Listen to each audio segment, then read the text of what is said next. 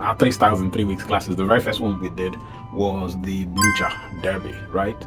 And one of the members of the channel have requested that I actually do a full-on video of how to do everything, really cut it out on leather. Particularly, very importantly, do show how to couple in the linings, right? So this is the standard pattern that we did. You can see that we got it to the point where we sprung the entire thing. So this was the standard that we used, and these are the pattern pieces. So if you want to learn how we got to the point where we got these pattern pieces, the full video of how we did all of that is available on the channel. Check them out and get your hands on that. For this video, we are going to put everything together on leather, but before we do that, let me show you what I have done here with the lining. You can see that I have this line that I drew here on the pattern. This is just so that I don't have to go about creating a different pattern piece for the lining. So everything from here going forward will be the front part of the lining, and I can simply take this back panel, duplicate it to have the back part of the lining. So that's where we're going to start in this video, talking about getting the lining. So I already showed you how this came about. Meanwhile, this line was not gotten arbitrarily, right? I still used the rule of quarters. And how did that happen? I simply subtracted 1/16 of the last length from 1/4 of the last length. So from here to here is 1/4 of the last length minus 1/16 of the last length. Now, if I say it like that, it looks and sounds like that is a whole lot of math, right? But you should understand what is happening. It's still in consistence with the rule of quarters. The reason for that is 1/4 of the last length, like we saw, is 8.8. So if we mark out about 8, so this is 8.5. So 8.8 will be somewhere around. So this is 8.5, 8.6. 8.8 will be somewhere around here.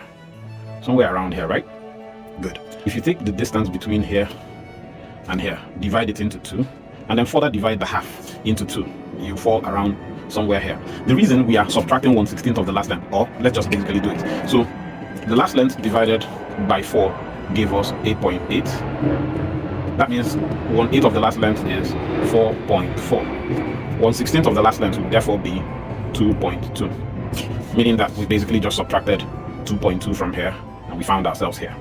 Now, why did we subtract 2.2? It is simply because when you measure that 2.2, because this thing curves inwards this way, and you are getting, when you measure the entire thing from around the middle of the center line, you fall back to around 1/4 of the last length. So you get 1/4 of the last length having subtracted this 1/16.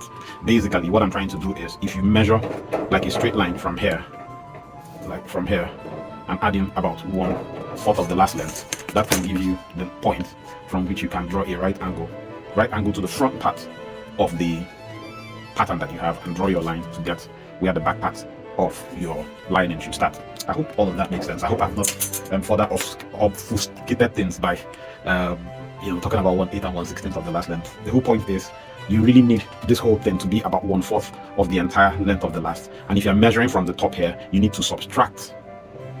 If you're measuring from the top here, because it angles in, you are going to overshoot by about 1/16 of the last length, which you have to bring back a little bit, so that by the time you get towards the middle here, everything just lies in about 1/4 of the last length. So the rule of quarters remains in play in this case. But having said that, let me go ahead and draw the back part of the lining.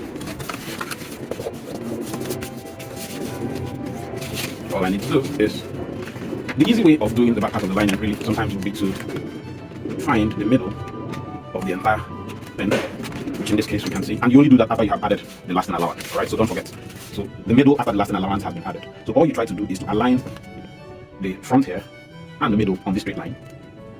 Try the best. Sometimes you may overshoot just a little bit. Try the best you can to align them in the middle, and then you can basically just draw this in. Draw that.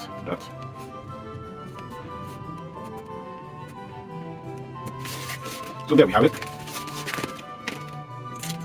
I'd like to add some allowance at the top here, and then add some stitching allowance at the side here. This is covered up like that, and we can go ahead and cut this out.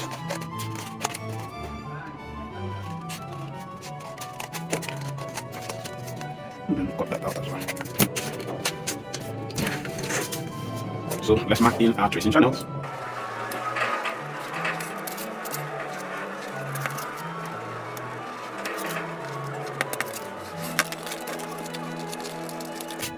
So as you can see, this therefore becomes our lining pattern. The whole of this becomes our lining pattern, and then this again is our upper pattern, and then we have that, and then the tongue. So let's put this on leather and get back to work. All the way from here, going all that way to here, front part of the lining, back part of the lining. Then if you take this away, you have the upper itself, you have the facing here, and then you find the tongue which goes in there, like so. So everything is set. Let's start with marking out this main panel on the upper leather. So black is on call for today. So we'll mark out this on black.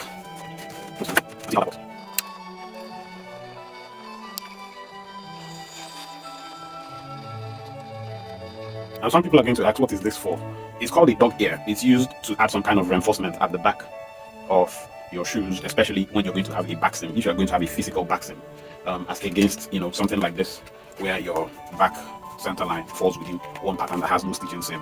It's usually a safety feature that you add at the top part, because that is actually where the customer's feet is going to be tugging many times when he's pulling off the shoe and wearing the shoe. And this little piece of leather here sometimes will act as some kind of reinforcement. So that's what you see that I have on this shoe here, which is in production. So when I have this back seam here, that is how it is. See that this is one that I have already lasted, but we're not talking about this now. Let's deal with what we have going on.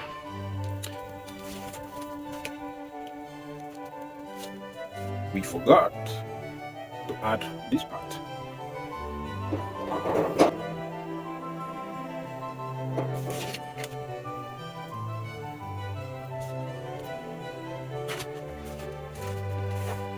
So if you, again, the dog ears always have to fall into the medial side of your shoe. The dog tails always have to fall into the medial side, meaning that because the pattern is a symmetrical pattern, you now have a dog tail. So you have to remember, when you do one this way, you have to flip the other one that way, so that you'd have the dog tail on the opposite sides, and that way you are able to put it on the medial side. So let's go ahead and mark this one out, and then we progress to the next things.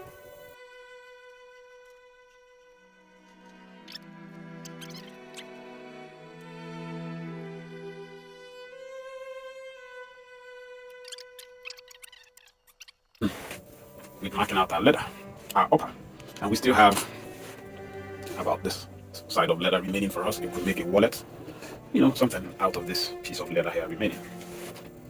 Good. Everything. So this is the lining. Lining is made of Nigerian goat. The problem with Nigerian goat skin is it's difficult to find it in one consistent thickness. So many times you're having to buy a lot of pieces and picking and choosing which part of the entire hide that you're going to use. But I kind of like it, really. There's a supple feeling that you have to it that really should be making contact to your skin.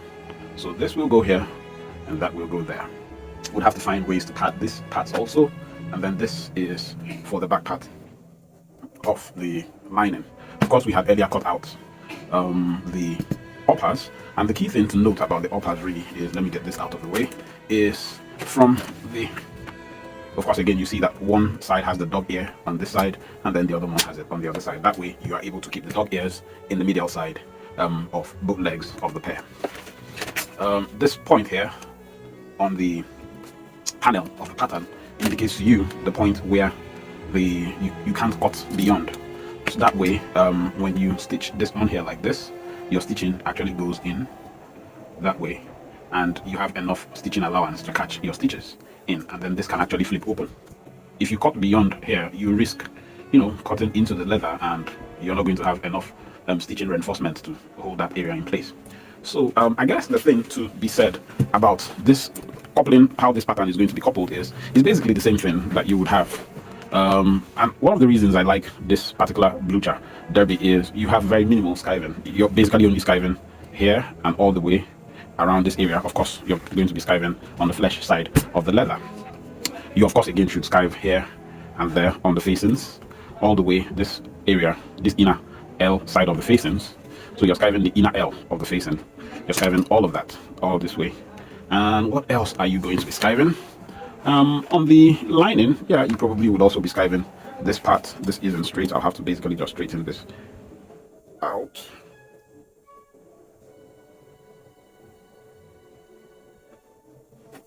There, right? So you're going to just take some skive away from here. This is, I'm going to leave the top line raw. I'm going to have a raw top line. I'm going to reinforce the top line, however, with tape, just so that it isn't stretchy. So I'm going to reinforce the top line with tape, but otherwise I'm going to leave it raw, just raw. No folding allowances. If you want folding allowances, you can go ahead and add that, but I wanted to keep this very, very simple and straightforward. No frills, no ruffles, just everything proceeding along nicely. And I think that's a good way to, you know, introduce people into the wonderful art of shoemaking, and that way they are not overly buffeted with too many complexities. So let me get back to coupling this. I'm going to couple this like so. This will be coupled that way, right? And then stitched along here. That will go that way again, and then stitched. This will be the front facing, the inner facing side of the lining. This is the flesh side that, you know, will take care of the heel area, right? So of course you have to skive this edge, skive down that edge a little bit, and do all of that. Then about coupling this in, the progression really is, how I do it is, I'll put some glue out. This panel will be this way. First of all, the last thing that goes in really should be your tongue. Remember that, always remember that the last thing that will go in should be your tongue.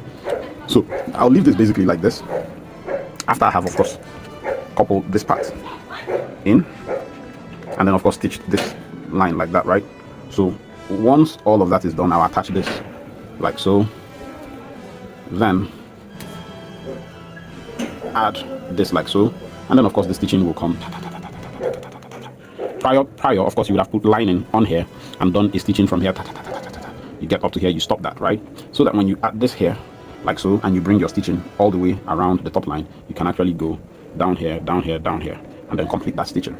After, it is only after you have stitched the lining to the upper that you will then take your tongue and insert it here and do a line of stitching here to hold it in place. So that's all there is to fixing the lining to the upper. But let's not just talk about it, let's do it and demonstrate it to you how it is done. Before we do that, I talked about skiving. We're also going to do some broguing. So you see that I have left indications for brogue holes. I'm going to do broguing.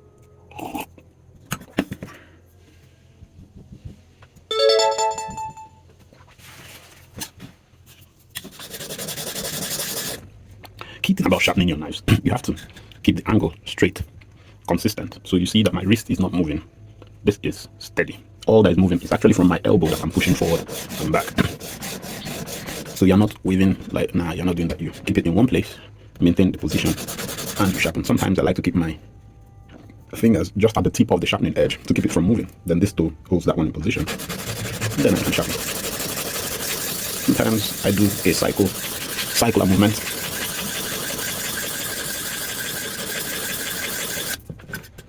And same thing, almost the same process.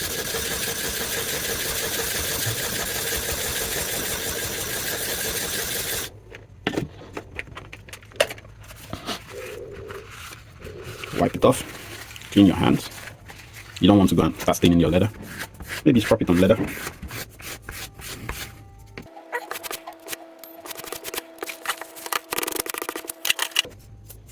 Now let's skive. For the lining, you actually just need to skive just a little tad bit of the edge of your lining will do. You don't want to go and start cutting holes into your lining. Again, I'll reiterate, you typically will always skive on the flesh side of the leather. There might be some times where the exigencies of the situation will require that you skive on the grain side, but those circumstances are usually rare and far in between. So mostly it's on the flesh side, the suede side of your leather, that you're going to be doing most of your skiving. As you can see, this Nigerian goat skin is very easy to skive. Well, it can be easy, it can be difficult because it's flimsy, and the way it is, it might be difficult for some people. Now, this is actually the side that is going to be facing the public. This is the public facing side. So I could actually decide to flip it over and skive on the grain side. But because I have marked in here, I can actually skive on the flesh side. But let's be consistent and skive on the So this is one of those times when I'm actually skiving on the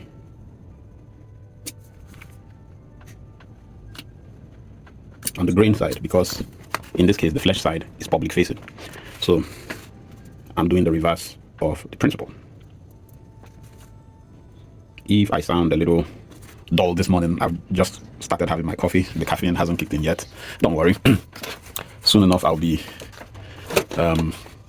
yapping and blabbing. I guess it's already started to kick in a little bit, so the energy is gradually seeping in. I love coffee. The point of this channel is not to encourage anyone to like the things that I do. So if you find that you don't like coffee, leave it alone. I'm not by any means trying to encourage you to drink coffee. But if you're going to drink coffee, drink it black. No sugar, no milk, black. That's how real men, and women by the way, that's how we roll. So I guess I'll do this once. I'll just quickly speed up this.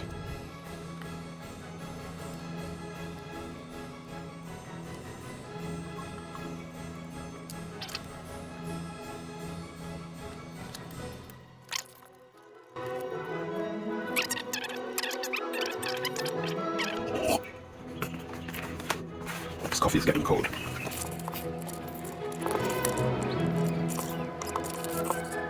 What was I saying before I talked about my coffee getting cold?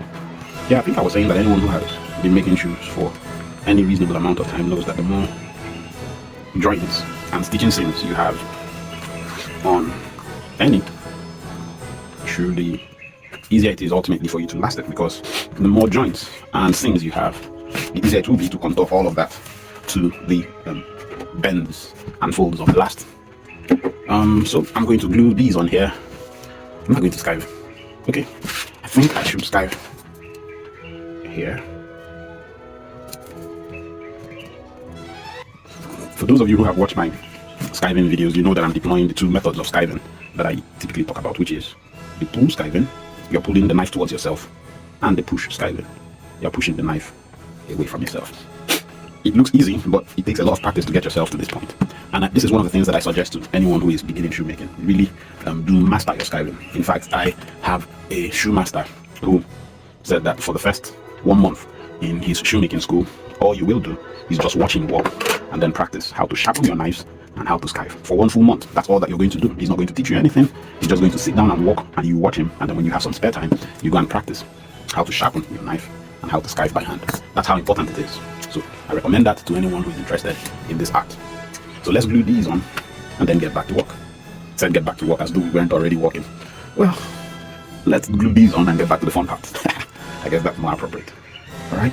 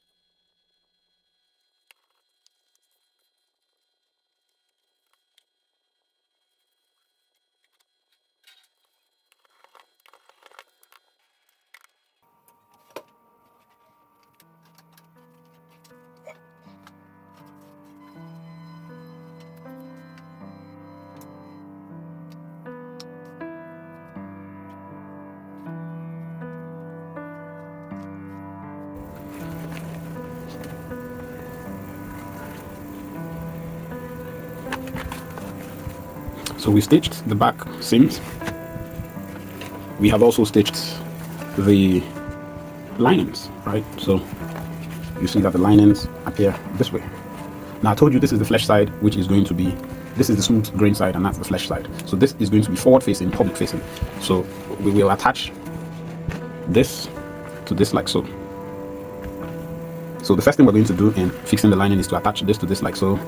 Go around all of the top line, and of course attach that, just so that this whole thing will be like so, right? The lining sandwiched, the lining at the back of the upper, right? So we do that, and after we have done that, we will now take these. You see that we've also stitched at the outer L, right? The outer L has been stitched.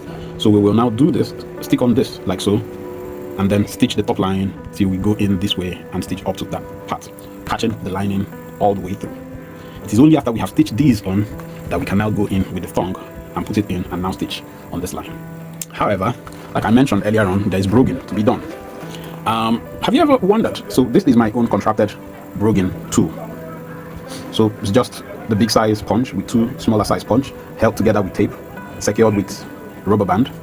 This cost me next to nothing. If you check on Amazon, AliExpress, or any of those online stores, you'd find that broguing tools, broguing punches are expensive. You get exactly the same results with these. So you try these and see if that works for you. So but let me do the punching and we'll get back to coupling the lining.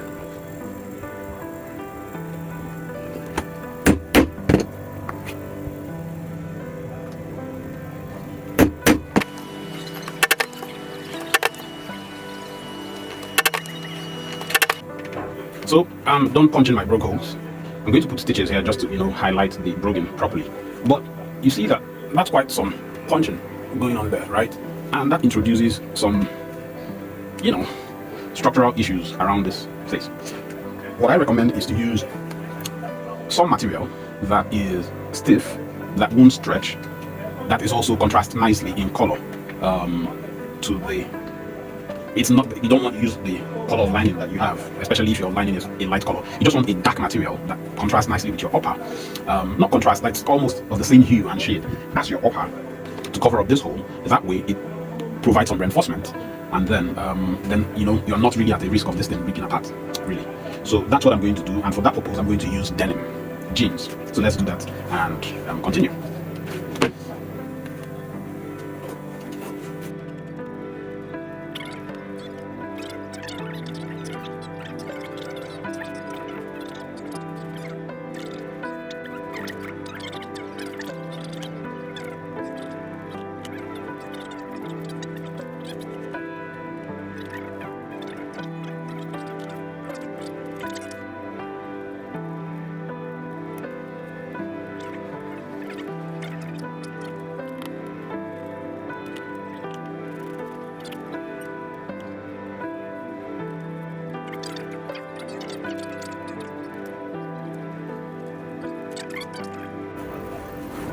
So we stitched.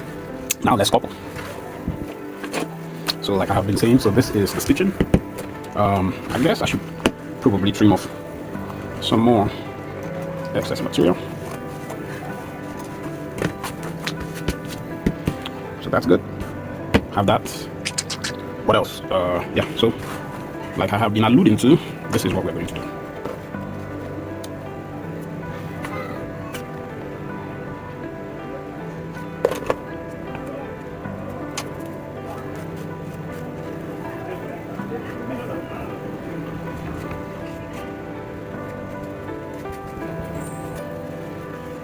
And we'll put glue all around.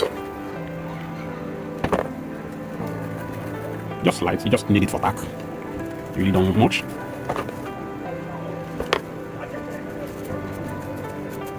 That should be enough.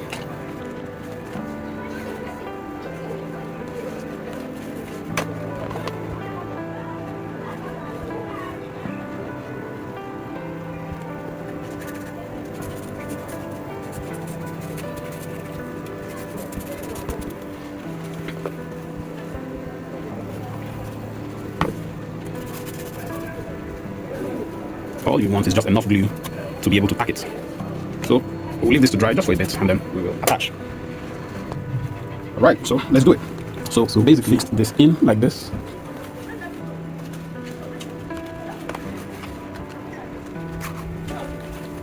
Right? Then the next thing we're going to do is to basically maybe just stitch from here all the way to here.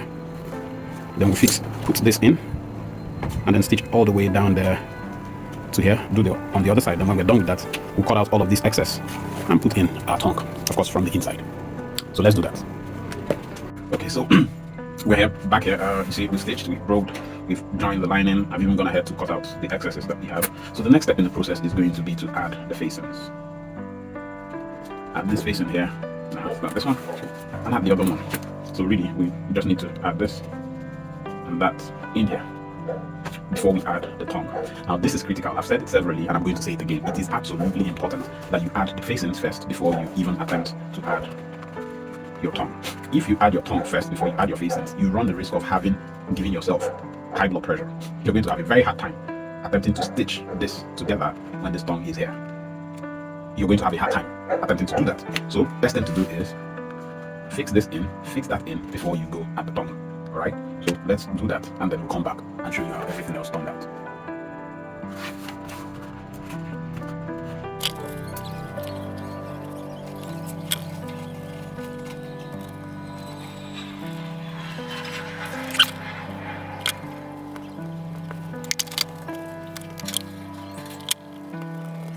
And then we'll attach. In the meantime, we need to snip off all this excess thread.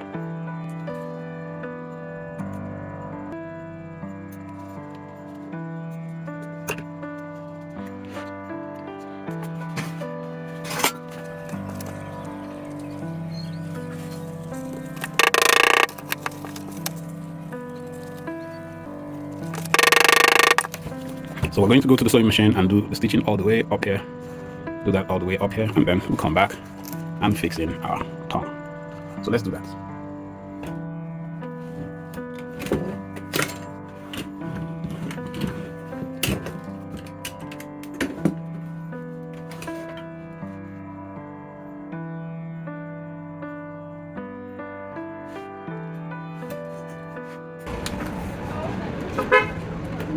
So this is just the rough lasting.